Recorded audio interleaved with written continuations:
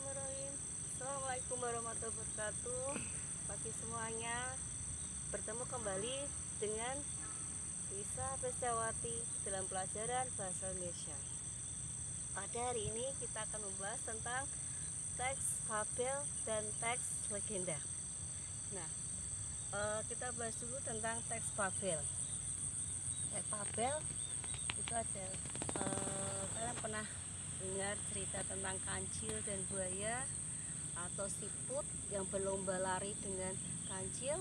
Nah, itu adalah salah satu jenis teks fabel, contoh dari teks fabel ya. Teks fabel adalah teks yang diperankan oleh hewan sebagai tokoh utamanya. Jadi semua tokoh yang ada di dalam teks fabel itu adalah para binatang yang memerankan tokoh menyerupai manusia. Mereka bisa bercakap-cakap, bertingkah laku, dan berpikir seolah-olah seperti manusia. Nah, ciri-ciri teks fabel dari pengertian tadi, maka kita bisa menentukan ciri-cirinya. Ciri yang pertama, tokohnya adalah hewan atau binatang.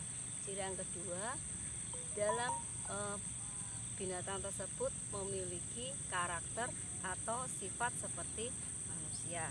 Ciri yang ketiga, di dalam cerita tersebut terdapat moral-moral atau amanat yang ingin disampaikan kepada pembacanya atau pendengarnya.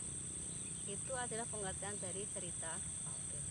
Nah, bedanya dengan cerita legenda ini adalah lebih fokus kepada asal usul sebuah daerah atau sebuah tempat. Tokohnya bukan hewan lagi, tapi tokohnya adalah manusia. Asal usul sebuah daerah, contohnya kalian pernah kan dengar Gunung Tangkuban Perahu atau Rawapening yang ada di Kabupaten Semarang, atau Gunung Tangkuban Perahu yang ada di Bandung. Itu adalah tentang asal usul sebuah daerah. Nah, cerita tentang asal usul sebuah daerah inilah yang disebut dengan cerita legenda. Daerahnya ada, ceritanya juga ada, itu beredar dari masyarakat setempat.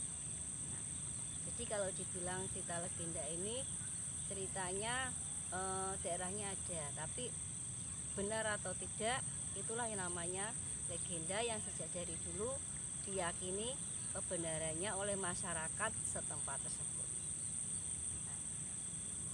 Baik cerita fabel ataupun cerita legenda itu memiliki yang namanya unsur intrinsik seperti cerita fantasi.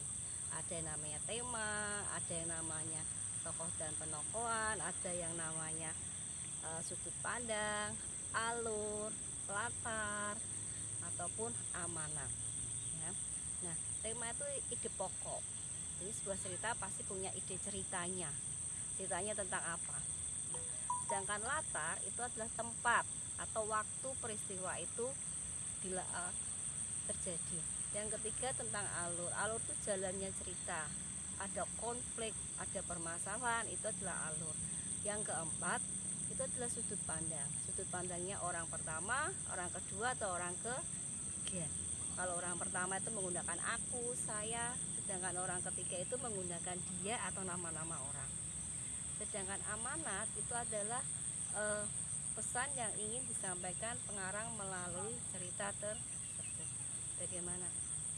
Jadi kedua cerita legenda ataupun cerita fabel sama-sama memiliki unsur intrinsik yang sama dengan cerita fantasi yang sebelumnya kita pelajari. Untuk hari ini kita cukupkan dulu. Nah, sebagai tolak ukur kalian sudah paham atau belum tentang cerita legenda ataupun cerita fantasi. Sekarang kalian bisa mencari contoh satu cerita legenda, satu cerita fantasi yang kalian sering dengar. Terima kasih. Assalamualaikum warahmatullahi wabarakatuh.